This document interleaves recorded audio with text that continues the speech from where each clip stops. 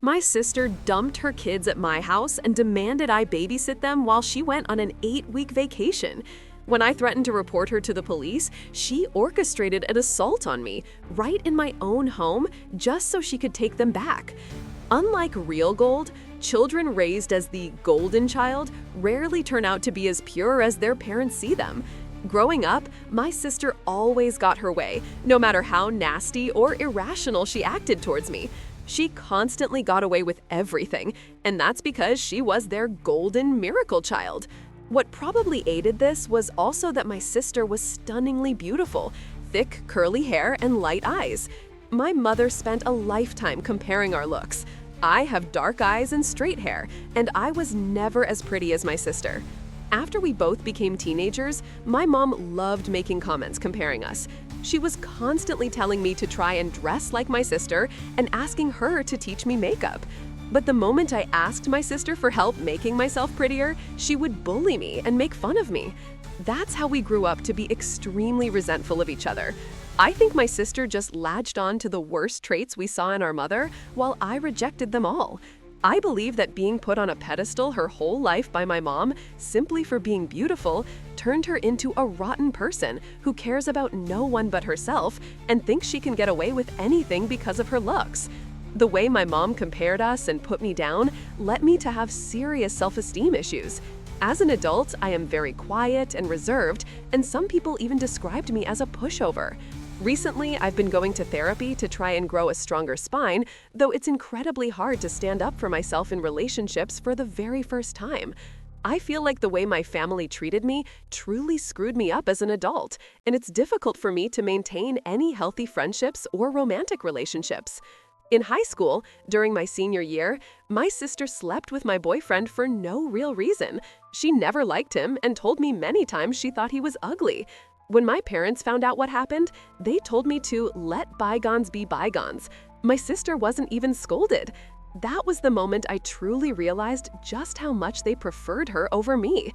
The way my dad just stood by and watched my mom emotionally undermine me my entire life made me believe that no man would ever stand up for me or see worth in me, which is why it's so hard for me to trust and connect when dating.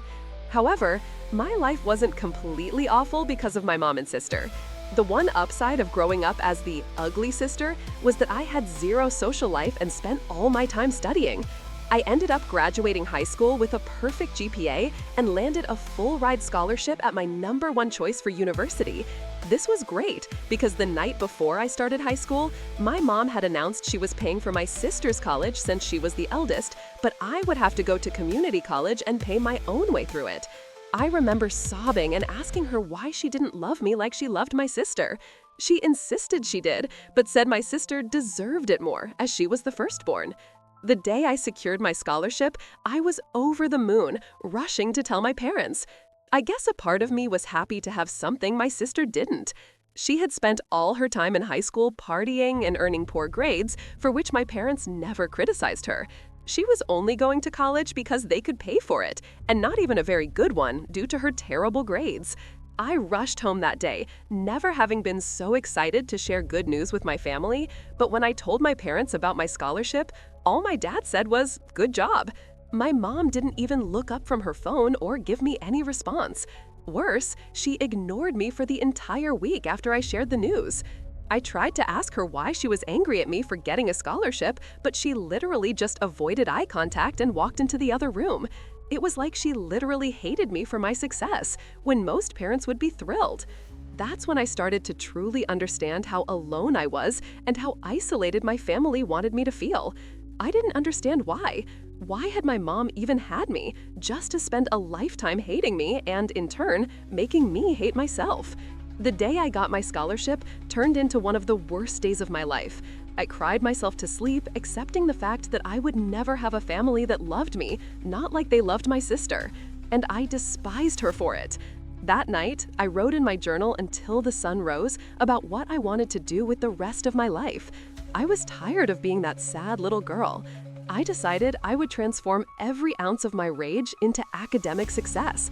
Instead of throwing myself a pity party and begging my parents for love and attention, I would redirect all my focus and energy to my studies, as I always had. and give myself something they never could. I was going to be financially stable, independent, intelligent, and educated, even if I might never be loved. And that's exactly what I did. I graduated college with honors, got a fantastic position at the company where I interned right out of college, and have been making six figures since I turned 23. When I came home for the holidays, I would share my updates and receive random compliments from extended family members. But my own parents never went out of their way to acknowledge or congratulate me on my accomplishments. As an adult, I knew better than to tell my mom about my high position or how much I was making, since I knew it would just increase her resentment. However, I did tell my dad, and one year he actually told me he was happy for me. It was the nicest thing either of my parents had ever said. But even as an adult, my mother still treated me like an unwanted guest. Although I only saw them during the holidays, she would do everything in her power to shift attention away from me if anyone asked me a question or directed the conversation my way. For example, we were having Christmas dinner one year when my uncle congratulated me on a promotion I had told him about earlier that day. It was my second promotion within the company, and I had gotten a significant raise. I had also mentioned I was looking into buying my first house. My uncle brought up the promotion and the potential house, and a few other extended family members unexpectedly congratulated me and were kind about the news. When one of my cousins asked me what area I was house shopping in, my mom immediately cut me off, saying, "This is boring. Can we change the conversation?" Then, under her breath, she added, "It's probably not even true anyway." Later that year, I purchased my house. When I posted about it on social media, everyone in my family liked the post, except for my mom. I knew she was likely angry because my sister was having a completely opposite life experience. My sister had dropped out of the college my parents paid for and ended up getting pregnant by her first college boyfriend after only 4 months of dating. I suspected my parents asked her to terminate the pregnancy, but she kept the baby and tried to make things work with the baby's dad. It turned out they were completely incompatible, but I guess that didn't stop them from trying to fix their relationship by having a second child. I remember having to hold back tears when I saw her posting about having a second child, knowing the baby would likely be born into a toxic environment, since my sister was such an awful person, as was the father. I had met him during the holidays, but he never bothered to remember my name or make conversation with me, and every year he would bring home trays of store-bought food, despite not cooking anything himself. Obviously, my sisters and my relationship did not improve as we grew up. We essentially didn't talk once we had both moved out of our parents' house. We had each other on social media, and on the few occasions we saw each other during the holidays, my sister would make nasty comments about my weight or the way I was dressing. Honestly, I think she was just projecting because I wear a lot of designer clothes and cycle through my designer purses, and she would constantly ask me what fake purse I had got this time. One year, as soon as I walked in the door for Thanksgiving, she looked me up and down and said verbatim, "I see you're dressed up again, like the stuck-up bitch you are." It was ridiculously rude and uncalled for, and she would constantly insult me, even using curses, right in front of her young children. I don't feel bad saying that my sister is pure trash, and that I didn't regret anything I did after she suddenly dumped her kids on my doorstep. One weekend morning, I was relaxing after a long work week when my doorbell rang. I was completely shocked to see my 10 and 7-year-old nephews standing on my front porch, holding overnight bags. When I asked them what they were doing, they said their mom was going on an 8-week vacation and that she said I was watching them. My sister and I hadn't spoken since our family's July 4th barbecue, where she told me not to have more than one plate because she was sick of staring at my muffin top. I had no idea why she thought I would be her free babysitter for 2 months. My nephews were quiet, good kids who were clearly confused, so I let them inside while I started calling my sister. She ignored my first 10 calls, but I kept at it until she finally answered. As soon as she picked up, I told her there was no way I was watching her kids, and if she wasn't here to pick them up herself as soon as possible, I would be calling CPS on her. I was literally Googling the number for Child Protective Services while she was on speaker when she dropped a bombshell. Her voice became incredibly deep and terrifying as she blackmailed me, saying she would call my job and inform them I was not taking my bipolar medication to get me fired. Even though my sister was an idiot who knew nothing about my job, my career was the most important thing to me, and I couldn't risk anyone threatening my position there. I just hung up after she said that and tried to figure out what to do next. I felt like my head was going to explode from the stress. Not only could I not watch her kids, but I had a trip planned in a month to visit my long-distance boyfriend, Eric, all the way in Australia and meet his family for the first time. We had been dating for a while, and I had been anticipating this trip all year. It was so important since he was introducing me to his mom and dad, and I wanted it to go perfectly. Now my life was thrown into chaos all because of my awful sister, and I had no idea what I was going to do. I didn't know who else to call besides my mom, and I shouldn't have been surprised that she sided with my sister, as she always had. I told my mom that my sister hadn't even come to drop off her own kids, and she said they were old enough to come to my house alone anyway. My mom started guilting me, saying my sister had done a lot for me and that I needed to be there for her just this one time, since I never was. That made me lose my mind, and I screamed at her at the top of my lungs, demanding she name one single time my sister had ever been there for me or improved my life in any way. I told my mom that both she and my sister had never been there for me and had treated me like I was some unwashed dog in their house instead of their own family. I demanded my mom visit me so that, worst-case scenario, I could leave her in my house as my nephew's caretaker while I flew to Australia. I had little hope that my sister would abandon her trip to return for her kids, given how quickly she had dumped them on me. When my mom finally arrived, she was as cold as ever and looked at me with the same hateful eyes she always had. We sat down in my living room, and my mom explained that I was being a terrible sibling, as always, and lectured me about family sticking together. I ignored all my mom's pretentious nonsense and demanded to know exactly what kind of important vacation my sister was on that would make her abandon her kids and leave them with someone who essentially hated her, despite being her own sister.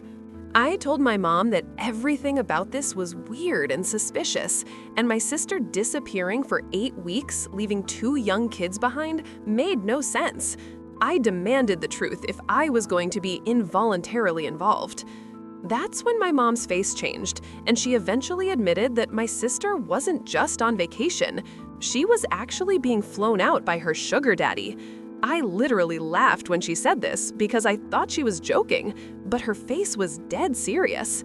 I was so emotionally exhausted that I freaked out on my mom, asking her how she could possibly be okay with this. I told her she had raised a complete loser of a daughter who left the country to see a sugar daddy instead of just getting a job to support her kids. My mom, of course, threw all my words back in my face and defended my sister, as she always had. At one point, she even said that it didn't matter how much money I had or how nice my house was, that I would always just be the ugly duckling compared to my sister, born ugly, and I was going to die ugly. After she said that, I had to restrain myself from grabbing her by the shirt and throwing her out of my house. When I screamed at my mom to get the hell out of my house, she yelled back that she wasn't going anywhere. When I tried to direct her out of the room, she pushed me with all her strength into a coffee table that held one of my favorite vases. My boyfriend had gifted it to me the last time he visited, and it was one of my favorite possessions. After my mom pushed me, the coffee table fell, and the vase shattered into a bunch of little pieces. Looking at the destroyed vase on the floor made me feel just as broken, and I think I had a full-on mental breakdown. I started screaming and crying at my mom to get out of my house, or I was calling the police on her. I feel so bad because my nephews could definitely hear me from the other room, but I was a mess at that point. It had been such a long, painful day. After I finally managed to get my mom out of the house, my nephews poked their heads out of the room and asked me if everything was all right. Their eyes were wide and they looked so nervous and sad that it just broke my heart. Even though I didn't know them well at all, they were just kids with a mess of a mother, and I felt so bad for them. I ordered DoorDash for all of us and let them watch movies and play video games in my living room until they passed out. When I finally got through to my sister later, I immediately started yelling at her for completely disrupting my life and brought up CPS again. My sister just gave me this sinister laugh over the phone and told me again that it was my choice.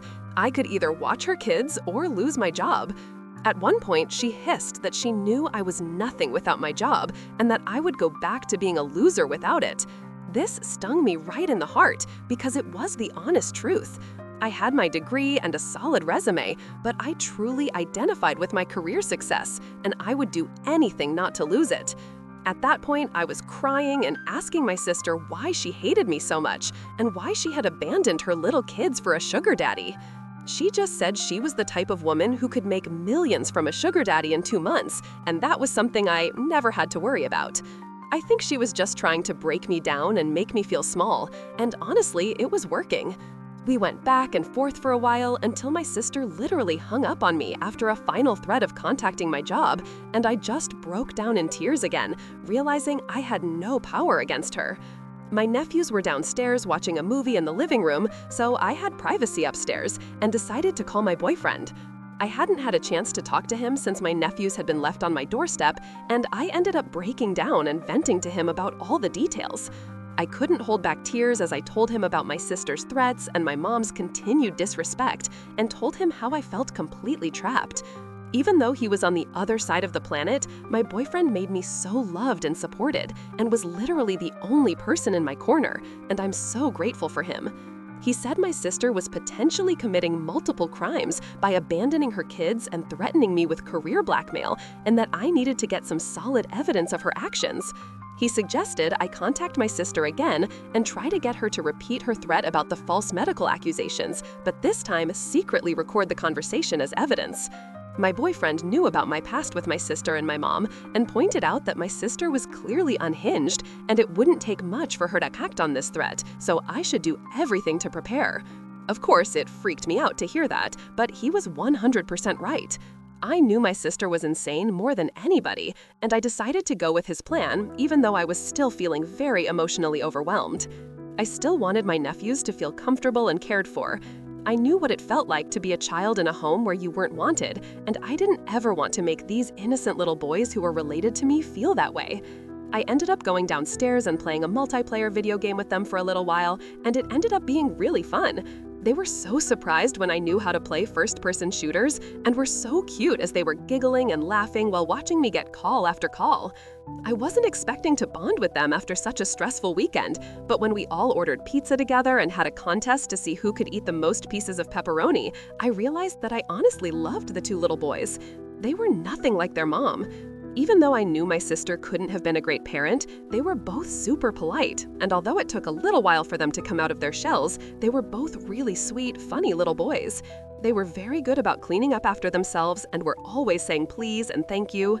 As I was hanging out with my nephews into the afternoon, I noticed they both had holes in their socks, and my older nephew's clothes looked sort of small on him.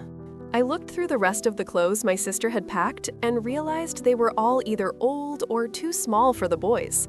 Again, I wasn't incredibly surprised that my sister was a cheap, neglectful parent, and I decided to take my nephews to the mall for some new wardrobes.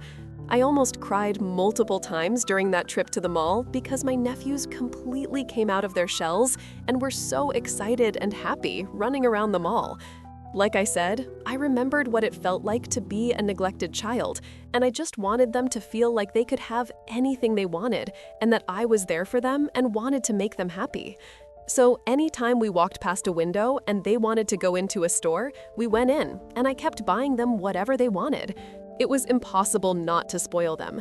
My youngest nephew was missing his 2 front teeth, and every time he gave me his goofy little empty smile, my heart ached, and I had to buy him another little treat or toy.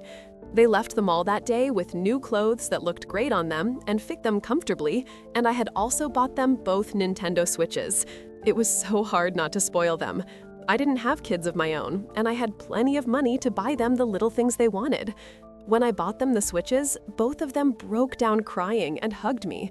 I noticed the 10-year-old had started crying again during our ride home, and I asked him if he was okay. He looked at me through his tears and asked me why I was being so nice to them and why they deserved it.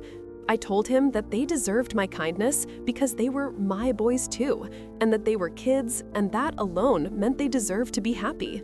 This only seemed to make him cry harder, and he told me that he was feeling angry at his mom for keeping us apart. This broke my heart, and I told him that I was sorry we hadn't been able to get to know each other before, but I was really happy he and his brother were here with me now, even if I hadn't expected it. I asked him some questions about his home life, and it was exactly as I expected. My older and younger nephew both slowly started to open up to me about how poorly their mom treated them at times. My heart felt like it shattered into a million pieces. I knew that my sister and the father of her children were horrible people who were probably doing it, but it was another thing to hear it straight from their mouths and hear the pain in their voices.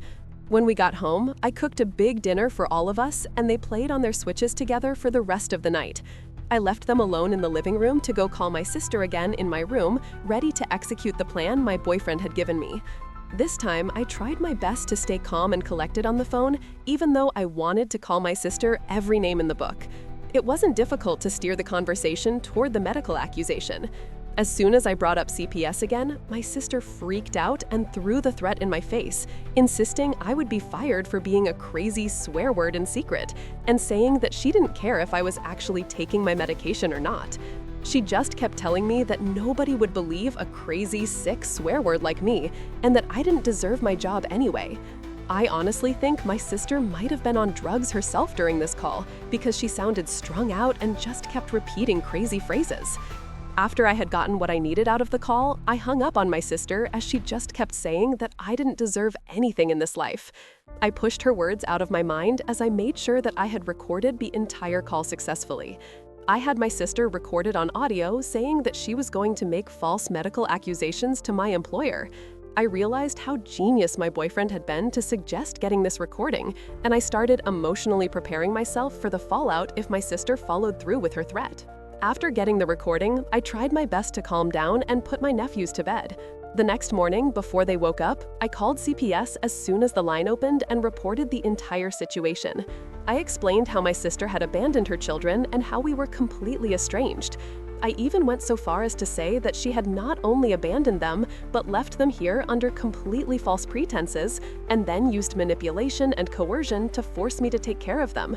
I was surprised that CPS was actually pretty helpful, and I shared the recording with them. The agent I spoke to took a moment to listen to the recording and said it was clear that my sister was using blackmail to neglect her children and was certainly committing a litany of crimes. The agent informed me that they would be opening an investigation immediately and that my sister would be contacted as soon as possible. I was shaking after the call and tried to decompress, spending the rest of the day with my nephews, relaxing and bonding with them. My mom ended up calling me the next day, and I really have no idea why I even picked up.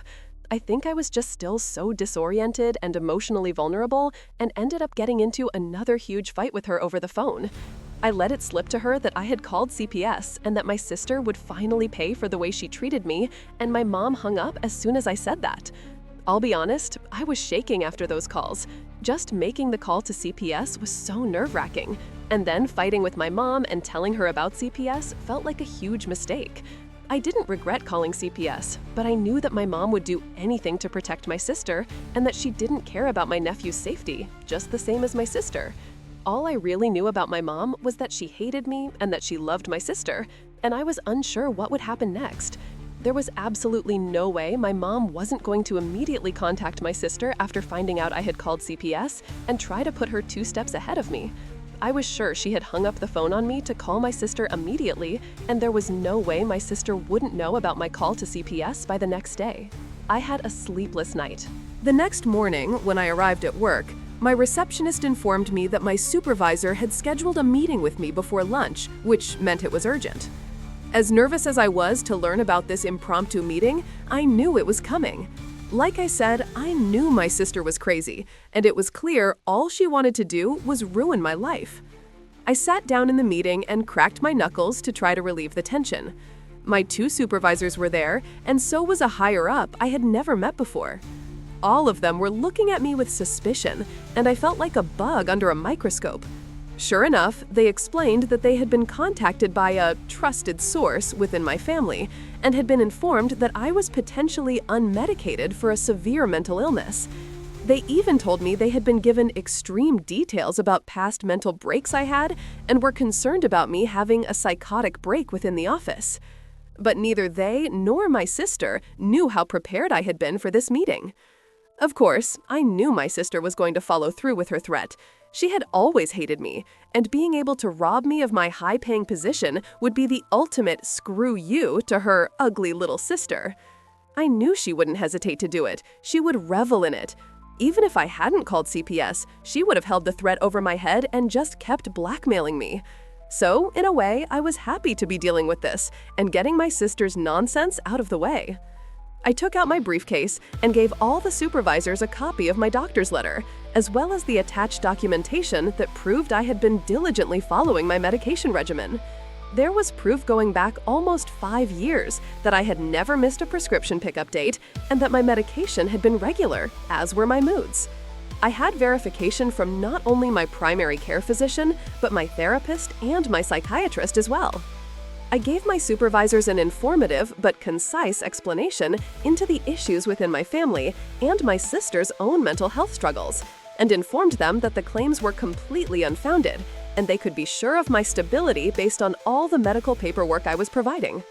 My supervisors took a while to look through all the paperwork, but as soon as they saw that I had medical evidence from multiple MDs, they seemed completely satisfied and even apologized for the inconvenience of calling me into the meeting, explaining that they just had a responsibility to do their due diligence before they closed the matter. My one supervisor even took the opportunity to congratulate me on the successful quarter I had just had and bragged about my performance to the other supervisors, which made me look excellent. I literally left the meeting giggling because of how well it had gone, despite the reason for it, and thought about how poorly my sister's moronic plan had backfired. I could barely focus on my work for the rest of the day because I kept smiling dumbly every single time I thought about how I would get to call my sister after work and tell her about how her plan had been a complete bust. I called my sister as soon as I got back to my car that day and almost cried laughing as I told her that the meeting had only taken about 15 minutes because she had sounded so crazy and stupid on the phone and my bosses had never believed her in the first place. My sister was enraged and accused me of lying, saying she was sure I had been fired and that I was just trying to save face. This made me laugh harder, and I told her she had failed at trying to get me fired, just like she had failed at everything else in her life. I told her that the only skills she had as a woman pushing 40 were lying and failing, and that even her own children were disappointed in her. My sister lost it all over again, just calling me the B word and the C word over and over, claiming I had completely betrayed her, and said she was hopping on the first plane back and was going to make me regret every single thing I had done. I was still laughing after the call, but by the time I got home and reunited with my nephews, who were in much better mood since they had been dropped off at my place, I realized this whole situation was far from over and might get worse before it got better. All I knew for sure was that my sister was completely out of her mind, and now she was flying home from another country to get revenge. I realized I was honestly terrified of what was going to happen next. My sister basically had nothing to lose at this point, and she had always been unhinged. I started to fear for my safety. Then I started to think about my nephews. I wondered if I had made a mistake calling CPS. A huge part of me wished my sister had lost her passport overseas and never came home. I had gotten so much closer to my nephews in the past couple of days, and I realized my heart was going to break when they had to leave. I didn't want to say goodbye to them. I didn't want to watch them walk back into my sister's arms. She was perpetuating the same thing my mom had done to me, and I realized I hated her more than anyone on this earth. I checked on my sleeping nephews, as I couldn't sleep since my mind was racing, and I cried quietly in the hallway after closing the door to the guest room. They were such innocent little boys, and they didn't deserve any of this. The next day was a complete shit show. I was awakened to the sound of someone knocking on my door, although it sounded more like someone repeatedly slapping a sandbag against my front door. When I opened it, there was my sister next to a guy who had to be maybe 6'5" and weigh almost 300 pounds. He was gigantic, and one of his hands was the size of my entire head. I could barely see my mom standing right behind him. Before I could even open my mouth to tell them to get the hell off my property, the man put his hand on my shoulder and shoved me down with all his might. My sister, my mom, and the stranger all made their way inside my house, and I was collapsed on my floor as soreness sank into my shoulder where the man had thrown me down. I immediately started screaming at my sister for bringing the stranger to my house and screaming at him not to touch me, but he seemed to speak only Russian. I had no idea how this was even happening. Then I realized that my sister had beaten CPS to my house. They had been scheduled to come around 11 a.m. that day, but my sister had busted my door down at 8 a.m. My nephews had been woken up by all the commotion and were walking out of the guest room with sleepy eyes. At that point, I tried to get in between them and protect them from the stranger, but my sister barked at the man to go put my nephews in the car. It was complete chaos. Once they realized what was happening, both my nephews started asking my sister to leave them with me. I tried again to pull my oldest nephew out of the huge stranger's arms, but this time he grabbed my head and threw it into the wall.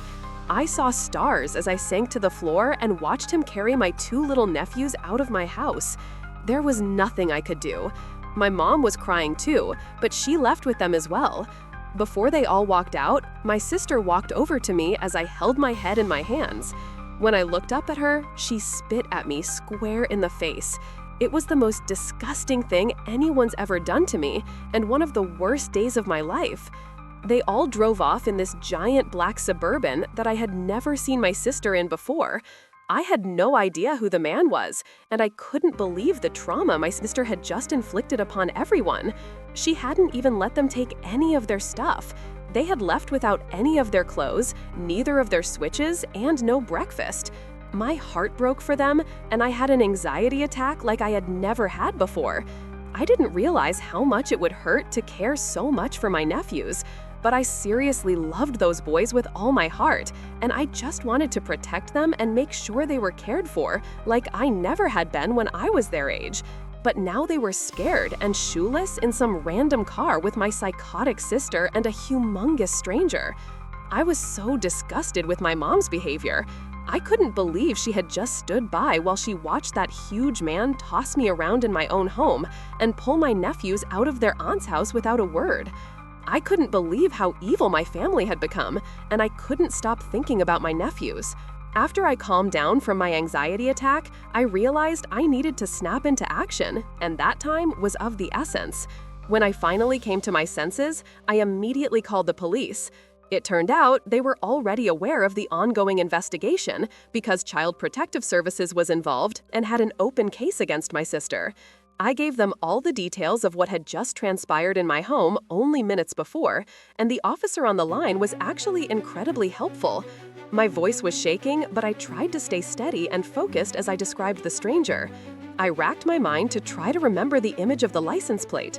Luckily, because of how much responsibility I have in my job, I was used to picking up on and remembering little details that other people ignored, and I somehow managed to remember every single number and letter on the Suburban's license plate. I gave the cops a description of the stranger, the full license plate, and a description of the outfits my mom and sister were wearing. I truly think my sister was high on some sort of upper when she came to my house that morning. She looked absolutely feral and had this wild look in her eyes. I think she had been doing substances since she had landed overseas wherever she was vacationing with her sugar daddy. My sister was crazy, but it was like something snapped in her, and I had never seen her act so truly unhinged and detached from reality.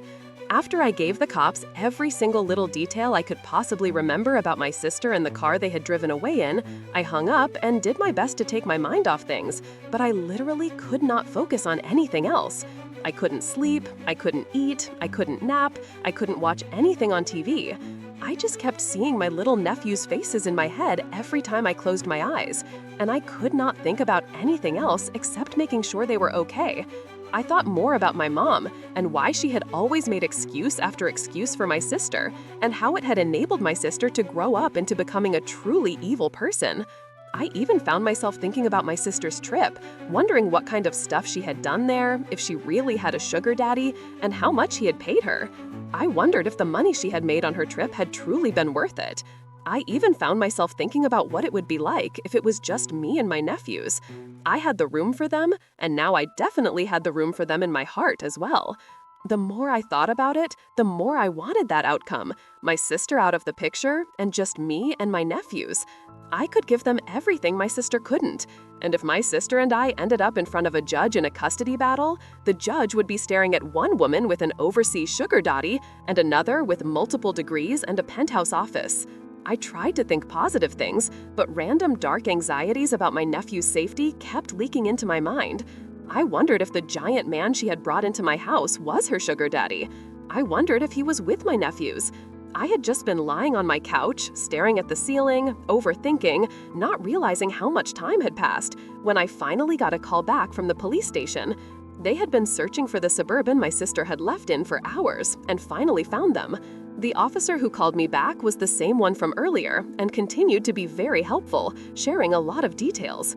He told me they had 3 different police cars on the scene when they went to pull over the black SUV, since they knew the man had already been violent that morning.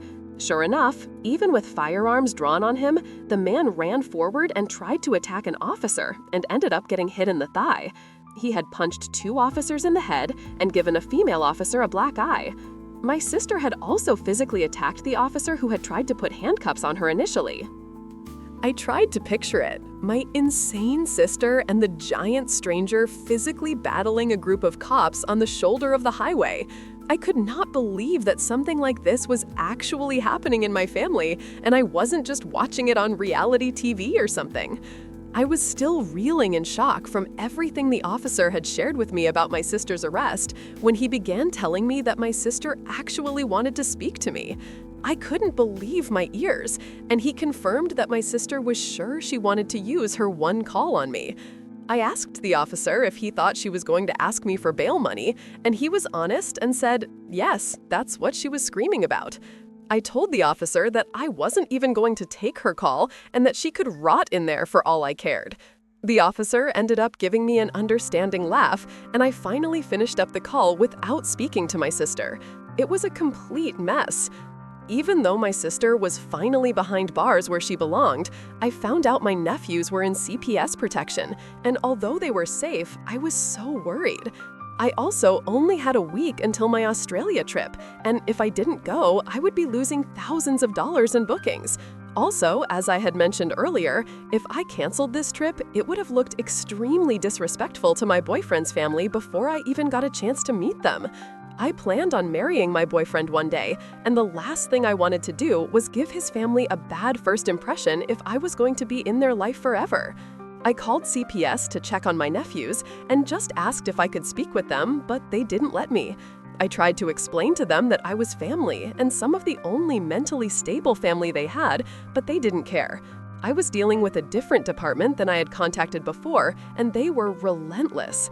At that point, I was completely emotionally exhausted, and I had officially run out of options. I spent the rest of the week trying my best to prepare for my trip, while continuing to burst out in random tears as I remembered my nephews and thought about where they might be.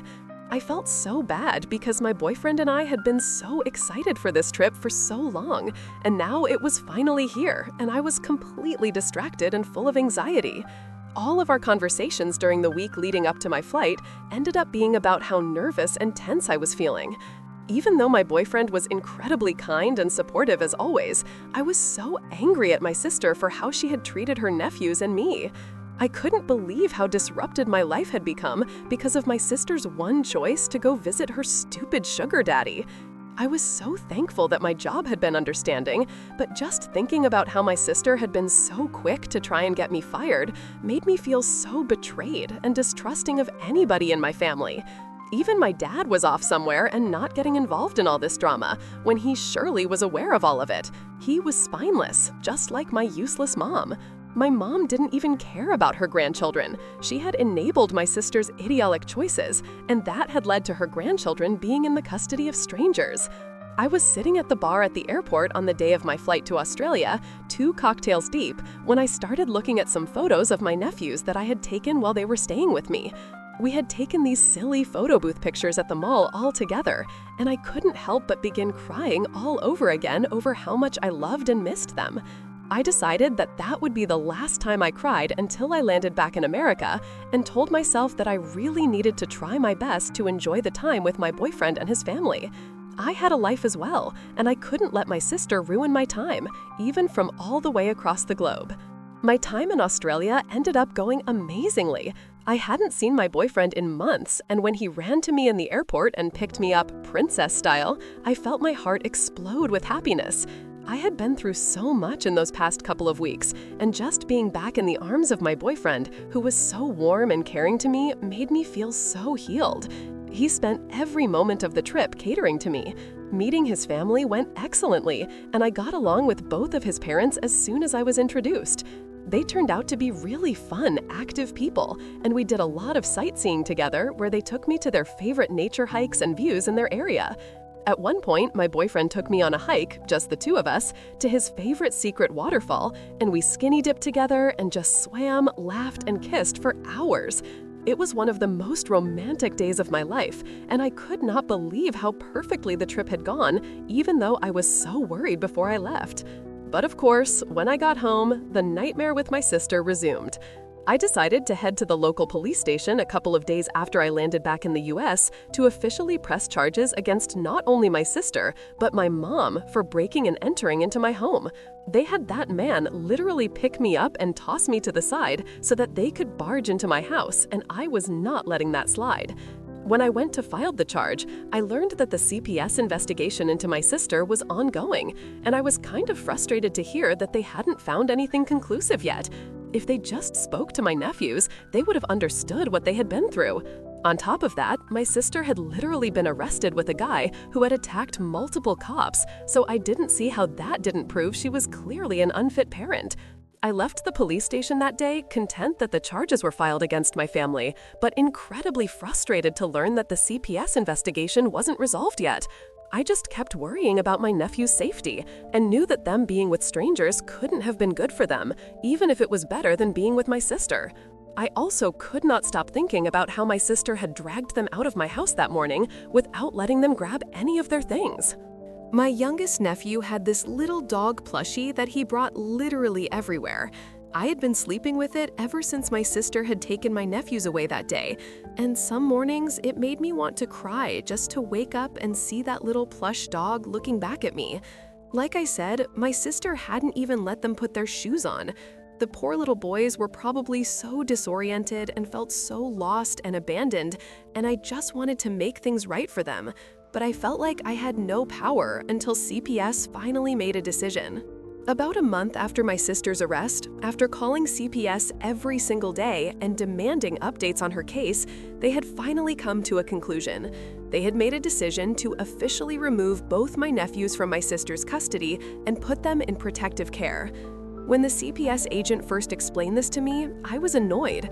I asked him to explain how that was any different than what had been going on, and he said that it now meant that my sister was not only being taken to court, but she would have to go to court if she wanted custody back of her kids ever again. I asked the CPS agent if it was likely she would win if she tried to get custody back, and the CPS agent told me that it depends if any other more fitting relatives would show up to court and ask for custody of my nephews. I knew immediately that that was what I was going to do, and I opened a separate court case in an effort to try to win custody of my nephews. I didn't care how long it took. I didn't care how expensive the legal fees would be, and I opted to get the best lawyer I could afford to work on my custody case, since I knew it was one of the most difficult legal battles you could enter into. But before the custody case even started, the case I had against my sister for the breaking and entering into my home was the first one to begin. I know some people might judge me for taking my own sister to court, but I literally would have fist-fought her in a Wendy's parking lot at that point. But I figured I should follow the law if I ever wanted custody of my nephews. At the end of the day, that was my only goal in all of this. I just wanted my sister out of the way and my nephews back at home with me. On the first day of our trial, I saw my sister in court. It was the first time we had seen each other since the day she had broken into my house and let the man attack me. The very last interaction she and I had was me looking up at her and her spitting a huge glob of spit directly into my face, so it was fair to say that neither of us were excited to see the other. Well, the trial began, and eventually, the judge mentioned that I had opened a custody case against her for full custody of my nephews. I guess my sister's public defender hadn't informed her before then, and she was finding out for the first time in the courtroom that day. My sister has never been one to react well to bad news, and after the judge let the news slip about my custody charges against her, my sister completely snapped. Despite us being in the middle of a courtroom, my sister slowly angled her body toward me, screamed my name, and then pounced on me like some crazed hyena. She was clawing and scratching at my face and trying to rip out chunks of my hair. It didn't take long for the bailiff to come over and pull her off of me, but she managed to bite down extremely hard on my forearm right before he got to her. It was one of the worst pains I had ever felt in my life, and the bite looked nasty and ended up getting infected. All this happened right in front of the judge, and once everything had calmed down, I knew my sister had just sealed her entire fate. It took months and months, almost 2 years actually, for all the criminal charges against my sister to pass and for her to finally get locked up for good. She was serving a life sentence thanks to all her crimes stacked up on top of each other, and there was no way she was seeing the light of day anytime soon since her chances for appeal were so poor. I never dropped the breaking and entering charges against my mom, and the only way my mom managed to stay out of prison was by testifying against my sister in court and throwing her under the bus. I don't think I've ever felt such sweet satisfaction as watching my mom blame my sister for everything that had happened while sobbing her usual crocodile tears. I could not believe that my mom was finally betraying her perfect golden child, even though it had taken a lifetime and the government's help. I knew that day, looking up at my mom on the stand, that it was the last time I was ever going to see her. It was the last time I ever wanted to see her. I had seen enough of her and my sister for a lifetime, and I was done with their constant toxicity. My sister had completely transformed my life into a never-ending legal battle, and I just wanted to have a normal day-to-day life again. The custody battle for my nephews dragged on. Their birth father and his family began fighting me in court for full custody, and it just dragged the case out further. I didn't care. There wasn't a force on earth that could keep me from my nephews now that my sister was locked up. It took almost 2 years of legal battles, but eventually I won full custody over my boys and brought my nephews back home. I will never forget how big they smiled and how tight they hugged me when they came home and found the bedrooms I had decorated for them in my house. I walked into my youngest nephew's bedroom and he ran to me to show me his rediscovered Switch. I surprised him with his little plush doggy and caught him in a tight hug when he fell into my arms. The next thing I knew, my eldest nephew joined us, and both boys cried into my hair and told me how much they missed me. My eldest boy looked up at me, smiled with his big eyes full of tears, and just said, "I knew it, Auntie. I just knew you would come back for us one day."